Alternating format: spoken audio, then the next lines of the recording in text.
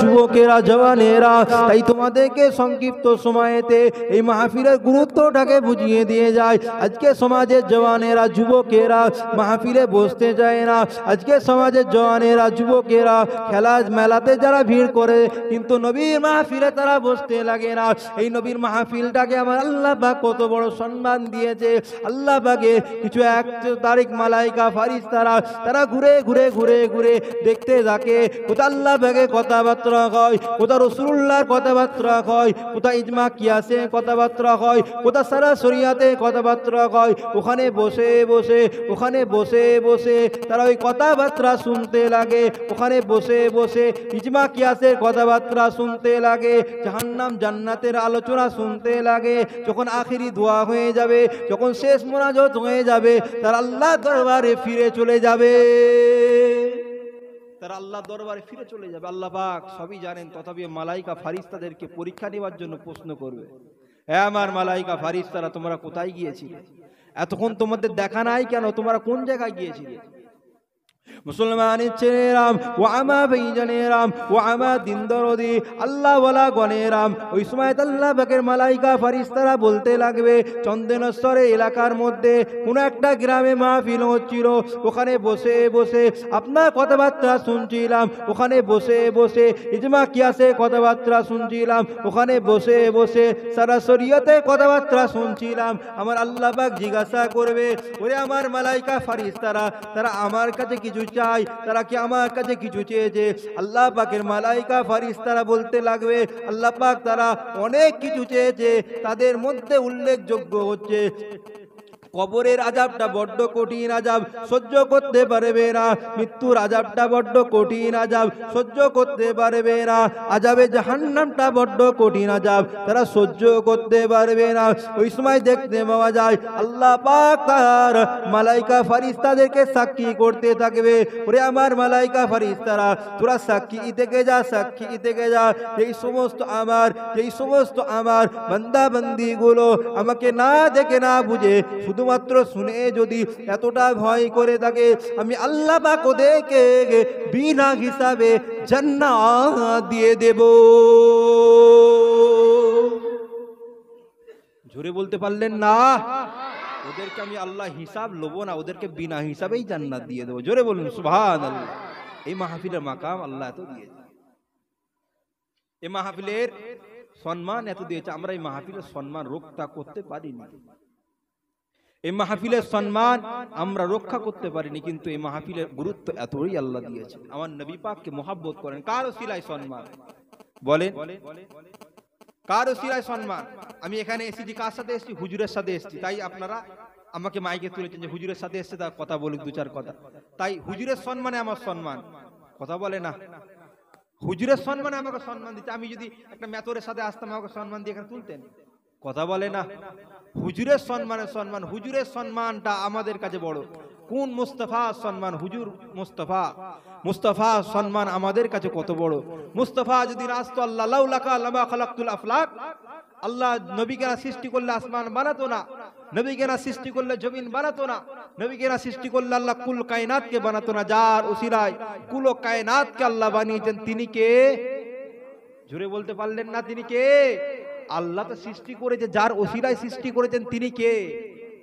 নবী মুহাম্মদুর রাসূলুল্লাহ। জোরে বলুন সুবহানাল্লাহ। যেই নবীর উম্মত হওয়ার জন্য, আমাদের পানা উম্মত হওয়ার জন্য অন্যান্য নবীরা বলেছিল, আল্লাহ আমাদের ঘরে নবী বানাতে হবে না, আমাদেরকে রসুল বানাতে হবে না, আমাদেরকে যদি আখিরি জামানার নবীর উম্মত বানিয়ে দেন আমরা বড্ড খুশি হয়ে যাব। জোরে বলেন সুবহানাল্লাহ। আমরা কি কেউ চেয়েছিলাম? হ্যাঁ বলেন না, আমরা কি চেয়েছিলাম যে আল্লাহ আমাদেরকে আখিরি জামানার নবী উম্মত করে পাঠাও? আল্লাহ পাঠিয়েছে, ভালোবেসে পাঠিয়েছে। আমাদেরকে সেই কাজ করতে হবে তো, নাকি বলে না? মুসলমান ঘরের ছেলে মেয়েরা, বারা তরুণেরাম, এ নবী পাকের দেওয়ানারাম, ও আমার ভাইজানেরাম, ও আমার দিন দরদি আল্লাহ ওয়ালা গনেরাম, আজকে সমাজে মসজিদে দেখতে পাওয়া যায় রাসূলুল্লাহকে কেউ মানতে চায় না। রাসূলুল্লাহকে আজকে সমাজের মানুষেরা বলতে লেগেছে 40 বছরের আগে রাসূলুল্লাহ নবী ছিল না। আস্তাগফিরুল্লাহ, এই কথা যে বলবে আর যে বিশ্বাস করবে 100% সে কাফের হয়ে যাবে। এ কথা যে বলবে এবং যে বিশ্বাস করবে দুজনই কাফের হয়ে যাবে। রাসূলুল্লাহ যেদিন নবী হয়েছে সেদিন কোনো কিছুই ছিল না। আমার আল্লাহ পাক সমস্ত কিছু সৃষ্টি করার আগে আমার আল্লাহ পাক আমার নবীকে সৃষ্টি করেছিলেন। জোরে বলেন সুবহানাল্লাহ। 12ই রবিউল আউয়াল তো আমার নবীর আগমন হয়েছিল। 12ই রবিউল আউয়াল আমার নবী তাশরীফ এনেছিলেন। আমার নবীর জন্ম 12ই রবিউল আউয়াল নয়। আমার 12ই রবিউল আউয়াল সোমবার সুবে সাদেকের সময় 570 খ্রিস্টাব্দে আমার রসুলুল্লাহর এসেছিল। রসুলুল্লাহ আগমন করেছি, রসুল্লাহ জন্মগ্রহণ করেনি। আমরা তাই তো রসুলুল্লাহর আগমন দিবস পালন করি। জরুর বলুন না সুবহানাল্লাহ। আমরা যারা রসুলুল্লাহর আশিক, আমরা রসুলুল্লাহর আগমন দিবস পালন করি, আমরা রসুলুল্লাহর জন্ম দিবস পালন করিনি। মিলাদ, আজকে সমাজের মানুষরা বলে মিলাদ করা চলবে না, মিলাদ করা শিরক, মিলাদ করা বিদআত। আর মিলাদের মানেই ও জানে না, কথা বলে না।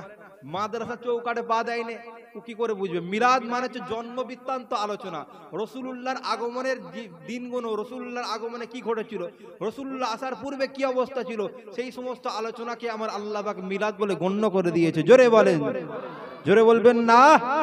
আমার নবী পাককে মহব্বত করেন, আমার নবী পাককে ভালোবাসেন। মুসলমানের ছেলেরা, ও নওজওয়ানেরা, যুবকেরা, ও নবী পাকের দেওয়ানারা, ও আমার রাসূলুল্লাহর আশিকেরা, আল্লাহ নবীকে খুশি করেন, আল্লাহ নবীকে পিয়ার করেন, আল্লাহ নবীকে ভালোবাসেন। আল্লাহ নবীকে যদি না ভালোবাসতে পারেন, আল্লাহ নবীকে যদি পিয়ার না করতে পারেন, কোনো লাভ হবে না, কোনো ফায়দা খানা আমাদের হবে না। এ মুসলমানের ছেলেরা, ও আমার ভাইজানেরা, ও আমার দিন দরদি আল্লাহ ওয়ালা গণেরা, আমি তাই তোমাদেরকে বলি, হুজুরকে ধরেন, হুজুরকে পিয়ার করেন, হুজুরকে ভালোবাসেন। হুজুরকে যদি পিয়ার না করতে পারেন, হুজুরকে ভালো যদি না বাসতে পারেন, নামাজ পড়ে কাজ হবে না, রোজা রেখেও কাজ হবে না। নামাজ পড়ে পড়ে যদি কপালে কালো দাগ ফেলে ফেলেন, হুজুরকে যদি অন্তরের মধ্যে জায়গাখানা না দিতে পারেন, ওই নামাজটা কোনো লাভ নাই। রোজা রেখে রেখে, রোজা রেখে রেখে পিঠ আর পেটটাকে যদি একেবারে সাঁটিয়ে দেন, যদি হুজুরকে পিয়ার না করতে পারেন, হুজুরকে মোহাব্বত যদি না করতে পারেন, ওই রোজাটার কোনো দাম নাই, ওই রোজাটার কোনো দাম নাই। আর হুজুরকে খুশি করে যদি, হুজুরকে রাজি করে যদি 100,000 বার নামাজ পড়তে হবে না, হুজুরকে রাজি করে যদি, হুজুরকে খুশি করে যদি আপনি এক ওয়াক্ত নামাজ পড়েন, ওই নামাজের ওসিলা করে আমার আল্লাহ পাক চাইলে তোমাকে জান্নাত দিয়ে দেবে। জোরে বলতে পারলেন না? হুজুরকে ধরেন, হুজুরকে ভালোবাসেন। কেন এত বড় কথা আমি কেন বললাম? নামাজ পড়ে পড়ে যদি কপালে দাগ ফেলে ফেলো, হুজুরকে যদি পিয়ার না করতে পারো, নাজাত পাবে না। রোজা রেখে রেখে পেট আর পিঠ দুটোকে এক জায়গায় করে ফেললে, হুজুরকে যদি ভালোবাসতে না পারেন, তাহলে আপনার ওই রোজাতে জান্নাত পাবে না। কেননা রোজা তো এসেছে আমার নবী মুহাম্মাদের ওসিলাতে। জোরে বলবেন না। নামাজ তো এসেছে আমার মুস্তাফার ওসিলাতে। আমার মুস্তাফা এসেছে, আমার মুস্তাফা মেরাজে গেছে, মেরাজ থেকে আমার আল্লাহ পাক নামাজ দিয়েছে, তারপরেই তো নামাজ। আগে আমার মুস্তাফাকে ধরেন। নামাজটা ইবাদত, হজটা ইবাদত, যাকাতটা ইবাদত। কোনোটা ইবাদতে মালি আছে, কোনোটা ইবাদতে বাদানি আছে। কথাটা ভালো করে বুঝবেন, কথাবার্তা আলোচনা করবেন। আমি যখন আলোচনা করব কথা বলবেন আবার। কোনোটা ইবাদতে মালি আছে, কোনোটা ইবাদতে বাদানি আছে। কোনোটা শরীরের দ্বারা ইবাদত, কোনোটা মালের দ্বারা ইবাদত। শরীরের দ্বারা ইবাদত হচ্ছে নামাজ, রোজা, এইগুলো হচ্ছে শরীরের দ্বারা ইবাদত। আপনার হজ, আপনার যাকাত, এইগুলো হচ্ছে ইবাদতে মালি, মালের দ্বারা ইবাদত। এইগুলো সব কিছু হচ্ছে ইবাদত। কিন্তু আমার মুস্তাফাকে আমার আল্লাহ পাক আমাদের জন্য ঈমান করে পাঠিয়েছে। জোরে বলেন সুবহানাল্লাহ। আচ্ছা বলেন তো ভাই, ডিউটি আগে না জয়েন আগে? বলেন তো, চাকরি আপনি পেয়ে গেলেন, লেটার পেয়ে গেলেন, আপনি আগে জয়েন করবেন না আগে ডিউটি করবেন? কথা বলে না, কথা বলে না। আগে চাকরি না আগে, আগে জয়েন না আগে জয়েন? আগে জয়েন। তেমন মুস্তাফাকে আমাদের জন্য আল্লাহ পাক ঈমান করে পাঠিয়েছে। আরে মুস্তাফাকে ধরো, তারপরে তুমি নামাজ পড়ো। মুস্তাফাকে ধরো, তারপরে রোজা রাখো। মুস্তাফাকে ধরো, তারপরে তুমি হজ করো। ওই হজটা, ওই নামাজটাকে আমার আল্লাহ পাক কবুল করে নেবে। জোরে বলেন সুবহানাল্লাহ। আর মুস্তাফাকে যদি ভালো না বেসে, মুস্তাফাকে যদি মোহাব্বত না করতে পেরে আপনি নামাজ পড়লেও ওই নামাজ কবুল হবে না, আপনি হজ করলেও ওই হজ কবুল হবে না। আমাদেরকে আল্লাহ পাক মুস্তাফার গোলাম বানিয়ে দিক। জোরে বলুন না আল্লাহুম্মা আমিন। মুস্তাফাকে প্যার করেন। মুস্তাফাকে আল্লাহ পাক কত বড় আলা মাকাম দিয়েছে। মুসলমান ঘরের ছেলে মেয়েরা, বারা, তরুণেরা, ও নৌজওয়ানেরা, যুবকেরা, ও সোনার চাঁদেরা, ও আমার ভাইজানেরা, মুস্তাফাকে পিয়ার করেন, মুস্তাফাকে মুহাব্বত করেন, মুস্তাফাকে ভালোবাসেন। কেমন মুস্তাফাকে ভালোবাসতে হবে, কেননা মুস্তাফাকে কেন পিয়ার করতে হবে? এ নৌজওয়ানেরা, যুবকেরা, এ সোনার মানিকেরা, ও সোনার চাঁদেরা, আল্লাহ নবীকে আল্লাহ পাক কি মাকাম দিয়েছিলেন, আল্লাহ নবীকে আল্লাহ পাক কি সম্মান খানা দিয়েছে। আজকে সমাজের মানুষেরা বলে রাসূলুল্লাহ 40 বছরের আগে নবী ছিল না, পয়গম্বর ছিল না। এমন করে কিছু কিছু সমাজের মানুষেরা রাসূলুল্লাহর নামেতে কিছু ইলজাম দিতে থাকে। আমার আল্লাহ পাক আমার রাসূলুল্লাহকে কতটা ভালোবাসেন একটু বোঝার চেষ্টা করেন। আম্মা আমিনার গর্ভে যখন আপনার আমার নবী, বিশ্ব নবী হযরত নবী মুহাম্মদুর রাসূলুল্লাহকে সাল্লাল্লাহু আলাইহি ওয়াসাল্লাম যখন আম্মা জান আমিনার গর্ভের মধ্যে আছে, ওই সময় দেখতে পাওয়া যায় আম্মা আমিনা বর্ণনা করতে লেগেছে, আম্মা আমিনা বর্ণনা করতে লেগেছে, আমি আমিনা আমার গর্ভে যখন শিশু মুহাম্মদ ছিল, আমি আমিনা মোটেও বুঝতে পারিনি যে আমার গর্ভের মধ্যে আমার শিশু মুহাম্মদ আছে। সচরাচর কি হয়, আমার মা বোনেদের পেটটা ফুলে যায়, যন্ত্রণায় ছটফট করতে থাকে, কিন্তু আম্মা আমিনা বর্ণনা করে আমার পেটও বাড়েনি, আমার যন্ত্রণাও হয়নি, আমার কিছুই হয়নি, আমার গর্ভে যে আমার শিশু মুহাম্মদ আছে আমি সেটাও বুঝতে পারিনি। জোরে বলেন সুবহানাল্লাহ। জোরে বলতে পারলেন না সুবহানাল্লাহ? মুসলমান ঘরের ছেলে মেয়েরা, বারা, তরুণেরা, এ নবী পাকের দেওয়ানারা, এ আমার রাসূলুল্লাহর রাসূলকেরা আম্মা আমিনা বর্ণনা করতে লেগেছে, আরো আম্মেনা বর্ণনা করতে লেগেছে। ওই সময় আরবের জমিনে, ওই সময় আরবের জমিনেতে একটা রেওয়াজ ছিল, একটা প্রথা ছিল, যেই স্ত্রীটা স্বামী হারা হয়ে যাবে, যেই স্ত্রীটা স্বামীকে হারিয়ে ফেলবে, সে কোনোদিন সুন্দর আতর ব্যবহার করতে পারবে না, সে কোনোদিন সুন্দর সুগন্ধ ব্যবহার করতে পারবে না। আম্মা আমিনা বর্ণনা করতে লেগেছে আমার শরীরের মধ্যে এমনই একটা পেশানি থেকে এমনই একটা সুগন্ধ বার হতো, ওই সুগন্ধতে আমার আল্লাহ পাক আসমান জমিনকে আমার আল্লাহ পাক সুগন্ধ ওই ভরপুর করে দিত। আরো জোরে বলেন সুবহান। এ মুসলমানের ছেলেরা, ও আমার ভাইজানেরা, ও আমার দিন দরদি আল্লাহ ওয়ালা গণেরা, আম্মা আমিনাকে আমার আল্লাহ পাক কি মাকাম দিয়েছিল, কার ওসিলায় মাকাম দিয়েছে? আমার বিশ্ব নবী হযরত নবী মুহাম্মদুর রাসূলুল্লাহকে ওসিলায় ভালোবাসায়, নবী মুহাম্মাদের আম্মার ওসিলায় নবী মুহাম্মাদের আম্মা হয়েছে, তার জন্য আমিনাকে আমার আল্লাহ পাক কত বড় আলা মাকাম দিয়েছে, তার জন্য আমার আল্লাহ পাক কত বড় সম্মান দিয়েছে। আম্মা আমিনা যে রাস্তা দিয়ে একবার হেঁটে হেঁটে যেত, ওই রাস্তা দিয়ে আর বলতে হতো না ওই রাস্তা দিয়ে খেয়ে গিয়েছে, ওই রাস্তার মধ্যে দাঁড়িয়ে দাঁড়িয়ে মানুষেরা বলে দিত এই রাস্তা দিয়ে আজকে আব্দুল্লাহর স্ত্রী আমিনা হেঁটে গিয়েছে। জোরে বলবেন না? ওই সময় আল্লাহর নবী দাদুর কাছে খবর চলে যায় যে আপনার বৌমা, আপনার ছেলেতে ইন্তেকাল হয়ে গেছে, ওয়াফাত হয়ে গিয়েছে, আপনার বৌমা এত সুগন্ধ পাচ্ছেন কোথা থেকে, আপনার বৌমা এত সুগন্ধ মাখছে কোথা থেকে? আল্লাহর নবীর দাদু আল্লাহর নবীর আম্মা জানকে ডাকলেন, মা আমিনা এদিকে আসো, মা তুমি কি কোনো সুগন্ধ ব্যবহার করো? তুমি কি কোনো সুগন্ধ ব্যবহার করো যার জন্য আজকে চতুর্দিকের মানুষেরা আমাকে রিপোর্ট দিচ্ছে মা আমিনা তুমি কি কোনো সুগন্ধ ব্যবহার করো? মুসলমানের ছেলেরা, ও নৌজওয়ানেরা, যুবকেরা, ও সোনার চাঁদেরা, সোনার মানিকেরা, একটু কথাটা মন দিয়ে বোঝার চেষ্টা করেন। আমার নবী পাককে আল্লাহ পাক কি সম্মান দিয়েছে, আমার নবী পাককে আল্লাহ পাক কি মাকাম দিয়েছে, আমার নবী পাককে আল্লাহ পাক কি সম্মান খানা দিয়েছে, একটু বোঝার চেষ্টা করেন। আপনার আমার নবী বিশ্ব নবী হযরত নবী মুহাম্মদুর রাসূলুল্লাহকে যখন আম্মা জানের গর্ভের মধ্যে আছে, ওই সময় দেখতে পাওয়া যায় আম্মা আমিনাকে যখন আল্লাহর নবী দাদু জিজ্ঞাসা করতে লেগেছে, আল্লাহর নবী দাদু যখন জিজ্ঞাসা করতে লেগেছে, ওই সময় আম্মা আমিনা বলতে লেগেছে, ওই সময় আম্মা আমিনা বলতে লেগেছে, ও আমার শ্বশুর আব্বা, ও আমার শ্বশুর আব্বা, আমি কোনো সুগন্ধ ব্যবহার করি না, আমি কোনো আতর ব্যবহার করি না, আমার শরীরের মধ্যে আমার জিসমের মধ্যে দিয়ে কি যেন একটা খুশবু বার হতে লেগেছে।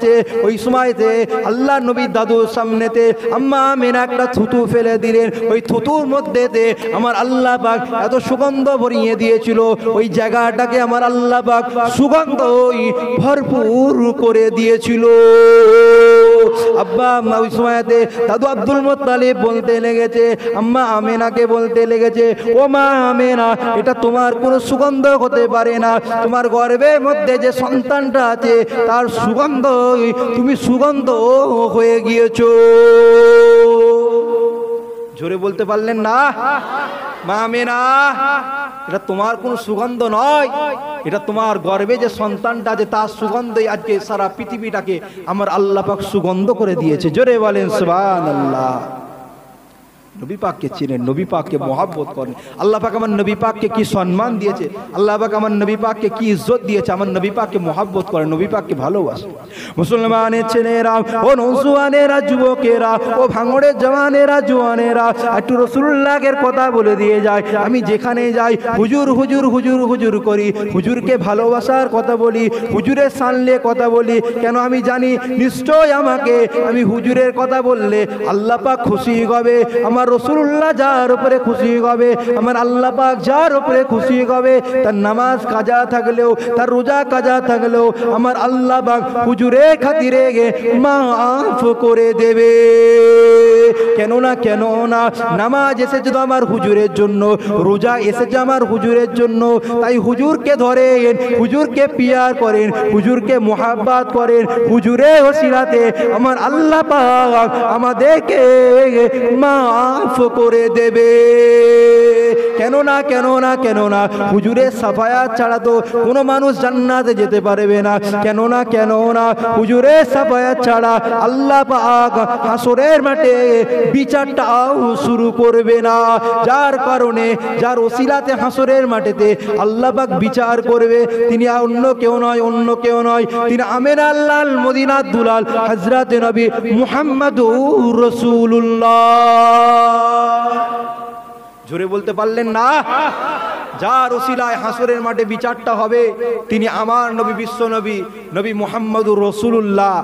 হাসরের মাঠে আমাদেরকে যিনি সাফায়াত করে করে জান্নাতে নিয়ে যাবে তিনি আপনার আমার নবী, বিশ্ব নবী হযরত নবী মুহাম্মদুর রাসূলুল্লাহ। জোরে বলেন সুবহানাল্লাহ। সেই নবীকে ছাড়া নাজাত পাবে না বাপ, সেই নবীকে না মেনে নাজাত পাবে না। নবীকে ভালোবাসেন, নবীকে মহব্বত করেন, তারপরে নামাজ পড়েন, তারপরে রোজা রাখেন, তার আগে নামাজ পড়েও লাভ হবে না। আমার নবী পাককে ভালোবাসেন। যে কথা বলছিলাম, আম্মা আমিনার কথা বলছিলাম। মুসলমানের ছেলেরা, ও নৌজওয়ানেরা, যুবকেরা, ও সোনার চাঁদেরা, ও আমার ভাঙড়ের জওয়ানেরা, যুবকেরা, এই নবী পাককে আল্লাহ পাক কি সম্মান খানা দিয়েছে। আম্মা আমেনা বর্ণনা করতে লেগেছে, আমার শিশু মুহাম্মদ যখন দুনিয়ার মধ্যে তাশরীফ রাখার সময় হয়ে আসে, আম্মা আমেনা ঘাবড়াতে লেগেছে। পাশে যদি আব্দুল মান্নাফের বাড়ি হতো আমি তার দিয়ে সাহায্য খানা নিতে পারতাম। আম্মা আমেনা এমন করে ঘাবড়াতে লেগেছে। আম্মা আমেনা বর্ণনা করে, হঠাৎ করে দেখতে পাওয়া যায়, গভীর রজনীতে দেখতে পাওয়া যায়, গভীর রাত্রে দেখতে পাওয়া যায়, আমার ঘরের মধ্যে চারজনা যুবতী নারী যখন আমার ঘরের মধ্যে ঢুকে যায়, হঠাৎ করে আমার ঘরের মধ্যে ঢুকে যায়, ঘরের মধ্যে ঢোকার সঙ্গে সঙ্গে আমার আল্লাহ পাক আমার ঝুপড়িখানা ঘরটাকে আমার আল্লাহ পাক আলোকিত করে দেয়।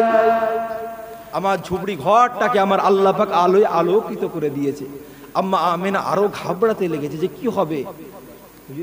সকলে তাকবীর দেন, নারে তাকবীর, নারে তাকবীর। আওলাদে মুজাদ্দুজ্জামান, জনাব পীর সাহেব হুজুর পীর কেবলা, আমাদের সকলের সেরেদার নয়নে মুনি জাহাজান হুজুর পীর কেবলা।